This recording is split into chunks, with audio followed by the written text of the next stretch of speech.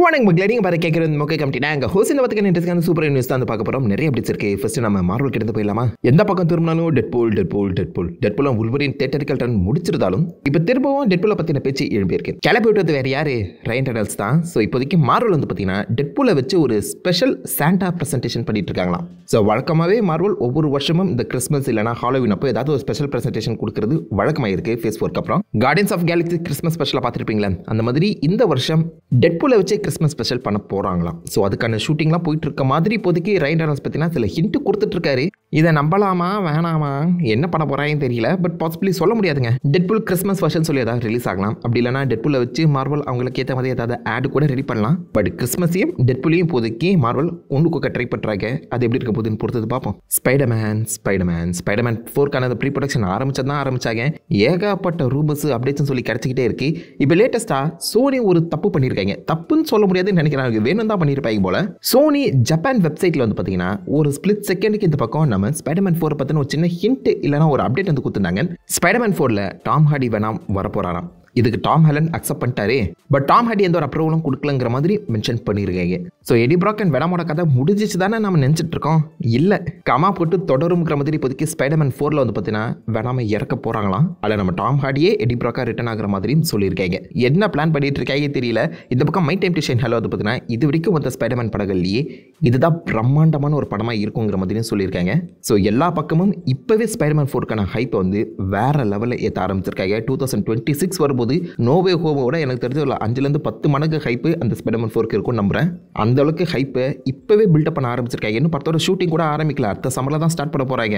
அதுக்குள்ளே சோனி பைபுலாம் வேலையை காமிச்சு பில்டப்பை வேற லெவலில் ஏற்ற ஆரம்பிச்சிருக்காங்க. சொல்ல முடியாதுங்க. மார்வலோட 3 பில்லியன் படமாக இது வரதுக்கான வாய்ப்புகள் இருக்குது. அதுவும் டூம்ஸ்டேக்கு அப்புறம் வேற வரப்போகுது. ஹைப்பு கண்ணா பின்னான்னு இருக்குமே. என்ன பண்ண போகிறான்னு தெரியல. எத்தனை பேர் இப்போதைக்கு ஸ்பைடர்மேன் 4க்காக காத்துட்டு இருக்கீங்கன்னு கீழே காமிடுங்க. அண்ட் இந்த ஹைப்பை பேஸ் பண்ணியே சோனி வந்து பார்த்தீங்கன்னா அவன் ப்ராடக்ட்டே விற்க ஆரம்பிச்சிருக்கா. லேட்டஸ்ட்டாக திடீர்னு ஒரு சின்ன கோஆர்டினேட் ஆட் வந்து பார்த்தீங்கன்னா அவன் போட்டுருந்தான். எதுக்கு இந்த கோஆர்டினேட்ஸ் திடீர்னு போடுறான்னு சொல்லி அங்கே போய் பார்த்தா ஒரு வீட்டுக்கு பக்கத்தில் ஸ்பைடர்மேன் லோகோவை வரைஞ்சி வச்சிருந்தான். அவ்வளோதான்ப்பா, ஸ்பைடர்மேன் பியாண்ட் த ஸ்பைடர்வர்ஸ்க்கான அப்டேட் வரப்போது, ட்ரெயிலர் வரப்போதுன்னு சொல்லி எல்லாருமே காத்துட்டு இருக்க அந்த சமயத்தில் பிம்பிளிக்கு பிலாப்பிங்கிற மாதிரி அது ஒரு டிவி ஆடாக மாற்றி விட்டாங்க.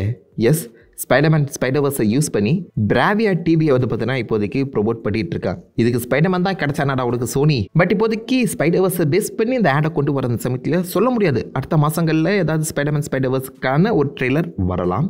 அடுத்த வருஷம் தான் படம் சொல்லிட்டு இருக்காங்க. மேபி டிலே ஆச்சுன்னா வரதுக்கான வாய்ப்புகள் கம்மி தான். ஆனால் நம்ம வச்சு ஏமாத்திட்டாங்க. வேற வழியில் காத்துட்ருப்போம். அவெஞ்சர்ஸோட அடுத்த சாகா மியூட்டன் சாகாங்கிற ஒரு விஷயத்தை இப்போதைக்கு நம்ம கெவின் ஃபைகே சொல்லாமல் கன்ஃபார்ம் பண்ணியிருக்காரு. லைக் சீக்ரெட் வார்ஸ்க்கு அப்புறம் நம்ம எக்ஸ்மெனுக்கு அதிகமான முக்கியத்துவம் கொடுக்க போகிறோம்னு சொல்லி ஆல்ரெடி மென்ஷன் பண்ணியிருந்தாரு. அதை இப்போதைக்கு கொஞ்சம் அழுத்தம் திருத்தமாக கன்ஃபார்ம் பண்ணியிருக்காரு. அப்கமிங் படங்களில் நீங்கள் நிறைய எக்ஸ்மெனை பார்ப்பீங்களா. அண்ட் அந்த எக்ஸ்மெனோட கதைகள் எல்லாமே சீக்ரெட் வார்ஸ்லேருந்து தான் ஆரம்பிக்குங்கிறத அவர் சொல்லியிருக்காரு. ஸோ இப்போதைக்கு நம்ம மல்டிவர்ஸ் சாகாவுக்கு அப்புறம் வரப்போகிறது மியூட்டன் சாகாங்கிறத அஃபிஷியலாக கன்ஃபார்ம் பண்ணிடலாம் நம்புறேன். மியூட்டன் சாகாவில் யார் வில்லனாக இருப்பா, நீங்கள் யாரை நினைக்கிறீங்க? அதே மாதிரி இப்போதைக்கு யங் அவெஞ்சர்ஸ்க்கான அடித்தளம் போட்டிருந்தாங்களே, நீங்கள் இந்த மார்வல்ஸ் படத்திலே பார்த்துருப்பீங்க. Ms Marvel, Kate Bishop and ஆப்வியஸாக இப்போதைக்கு நம்ம அயன் ஹார்ட் வர போகிறாங்க. அமெரிக்கா சாவஸ் ஆண்ட்மேனோட பொண்ணுன்னு சொல்லி இப்போதைக்கு அந்த யங் அவெஞ்சர்ஸ் சம்மந்தப்பட்ட ஒரு சின்ன ஹிண்ட்டை டிஸ்னி அவங்களுடைய க்ரூஸ் ஷிப் ஈவெண்ட்டில் வந்து பார்த்தீங்கன்னா ஒரு சின்ன கிளிப் வந்து போட்டு காமிச்சிருக்காங்க. அயன் ஹார்ட், அமெரிக்கா சாவஸ், ஸ்டிங்கர் இவங்க 3 பேருமே உட்காந்து பேசிகிட்டு இருக்க மாதிரி.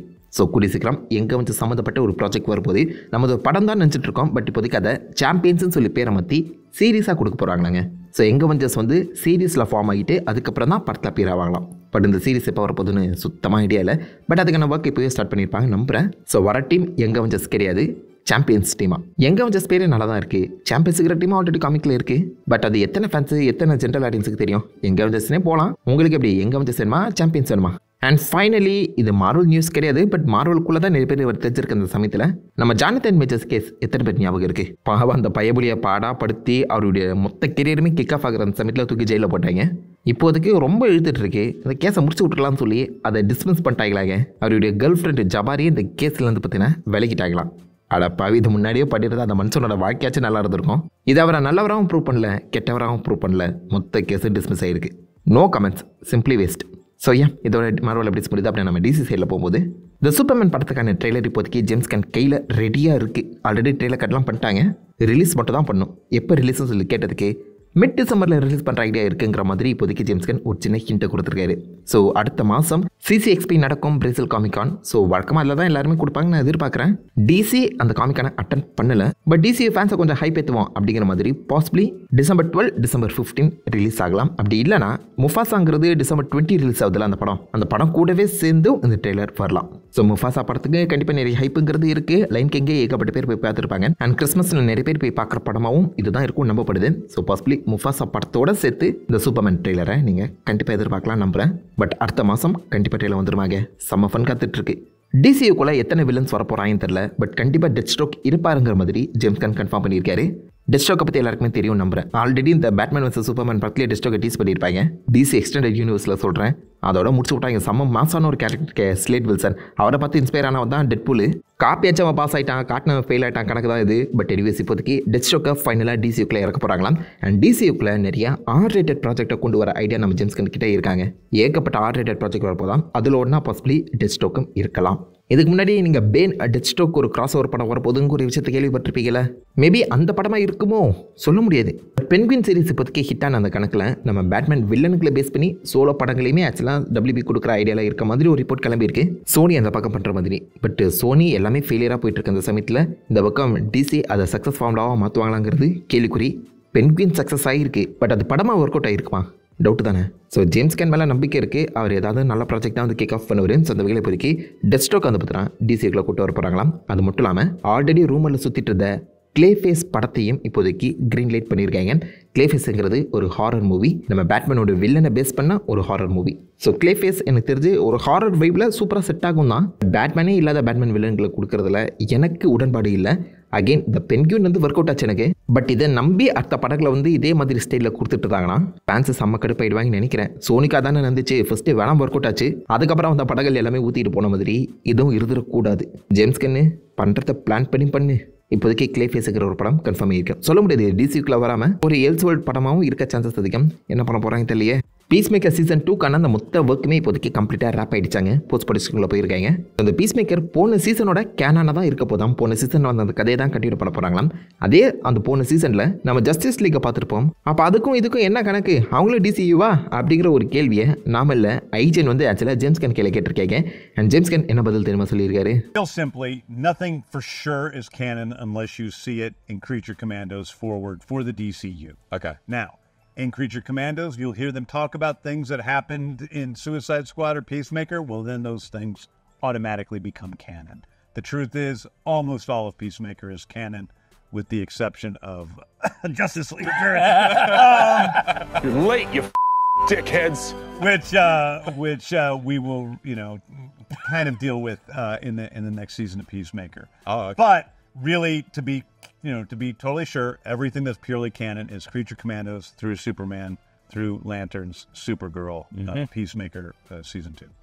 நாங்கள் DCUவில் என்னென்ன விஷயங்கள்லாம் பற்றி பேசுகிறோமோ, எந்தெந்த கண்டினியூட்டிலாம் வச்சு பேசுகிறோமோ அது எல்லாமே கேனன் தான். எதெல்லாம் நாங்கள் பேசலையோ அதெல்லாம் கேனன் கிடையாது. அந்த வகையில் ஜஸ்டிஸ் லீக்குன்னு ஒரு பேச்சு இருக்கும். அதை கண்டிப்பாக நீங்கள் கிரெச்சிக் கமெண்டர்ஸ் அண்ட் பீஸ்மேக்கர் சீசன் 2ல் பார்ப்பீங்க. அப்போதைக்கு இந்த எது கேனன் இல்லைங்கிறது உங்களுக்கு புரியும் அப்படிங்கிறத ஓப்பனாகவே மென்ஷன் பண்ணியிருக்காரு. ஸோ பீஸ்மேக்கரோட அந்த சீசன் 1 கண்டினியூஷனாக தான் சீசன் 2 இருக்க போது ஜஸ்டிஸ் லீக்கை தவிர்த்து. அதை எப்படி அட்ரஸ் பண்ண போகிறாங்கன்னு தெரியலங்க. பொறுத்தது பார்ப்போம்.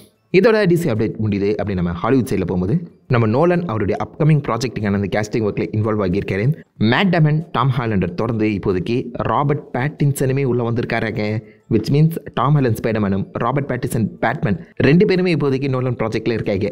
ஆல்ரெடி ராபர்ட் பேட்டின்சன் வந்து பார்த்தீங்கன்னா நம்ம நோலன் கூட ஒர்க் பண்ணியிருக்காரு. டெனட்டில் பார்த்துருப்பீங்க. இது அவருக்கு 2வது ப்ராஜெக்ட். டாம் ஹாலண்ட் அண்ட் ஜெண்டாயா மட்டும் தான் எனக்கு தெரிஞ்சு இந்த கேஸ்டிங் லிஸ்ட்டில் வந்து பார்த்தீங்கன்னா புதுமுகம்னு நம்புகிறேன். அவங்கள பேஸ் பண்ணி கூட கதை நகரலாம், சொல்ல முடியாது. ஸோ நோலன் இப்போதைக்கு ப்ரொடக்ஷன் ஆரம்பிச்சிட்டாரு. அந்த டைட்டில் மட்டும் கொடுத்தாருன்னா ஒரு ஐடியா கிடச்சிரும். பண்ணுவாங்களான்னு தெரில.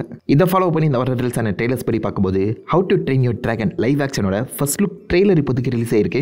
கண்டிப்பாக எல்லாருமே பார்த்துருப்பீங்கன்னு நம்புகிறேன். அப்படியே எக்ஸாக்டாக நீங்கள் கார்ட்டூனில் என்ன மாதிரி அந்த அனிமேஷனை பார்த்துருப்பீங்களோ அதை அப்படியே 1-to-1 வந்து பார்த்தீங்கன்னா ரீக்ரியேட் பண்ணியிருக்காங்க. I'm not complaining. எனக்கு ரொம்ப பிடிச்சிருக்கு. அதுவும் அந்த டூத்லெஸோட லுக் எல்லாமே அக்யூரேட்டாக இருக்குங்க. ரொம்ப நல்லாயிருக்கு. என்ன ஹிக்கப்போட ஆக்டர் தான் கொஞ்சம் வயசான மாதிரி தெரியுது. இன்னும் எங்கஸ்ட் கேஸ்டிங் போயிருந்தாங்கன்னா ஓகேவா இருந்திருக்கும். பட் லைவ் ஆக்ஷன் வரும்போது சில விஷயங்களை மாற்றணும். அந்த வகையில் இந்த படத்துக்குள்ளே என்னென்ன விஷயங்களை மாற்றிருக்காங்க, இது எப்படி ஒரிஜினல் யூனிவர்ஸ் கூட கனெக்ட் ஆக போகுதுங்கிறத வெயிட் பண்ணி பார்த்தா தான் தெரியும். பட் ட்ரெய்லர் எனக்கு கொஞ்சம் சாட்டிஸ்ஃபைங்காக தான் இருக்குது. அதே மாதிரி ஒரிஜினல் மியூசிக் டைரக்டருமே கூட்டு வந்திருக்காங்க. இந்த சத்தம் சூப்பராக இருக்குல்ல.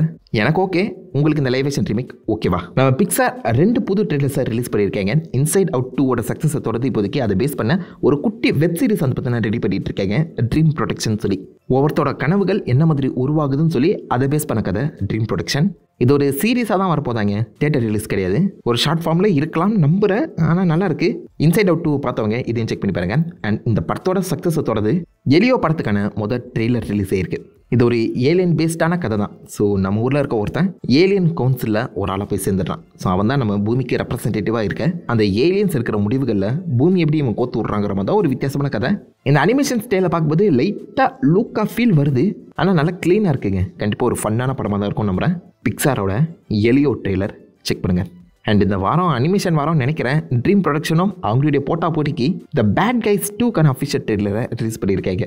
எங்கத்ரா வந்துச்சு அப்படிங்கிற போது எனக்கு ஃபீல் ஆச்சு. பேட் கைஸ் 1 எத்தனை பேர் பார்த்துருக்கீங்க தெரியல. சம் ஒரு இன்ட்ரெஸ்டிங்கான ஃபன்னான படம், மறக்காம செக் பண்ணி பாருங்க.